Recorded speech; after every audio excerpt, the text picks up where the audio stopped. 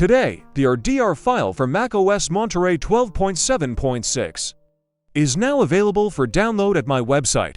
You can use this file using my new guide in installing a Hackintosh on your computer or laptop. The link for my website is provided on the description box of this video. Click the Restore Images and select Monterey. This will update it once everything is ready. This has a password, and the password is my YouTube channel. And if you're not subscribed yet, feel free to subscribe now if you find my stuffs valuable. There are also some fixes on your Hackintosh if you encounter them on your machine. Check the description box of this video. That's it for now. Thanks for watching and see you on the next one.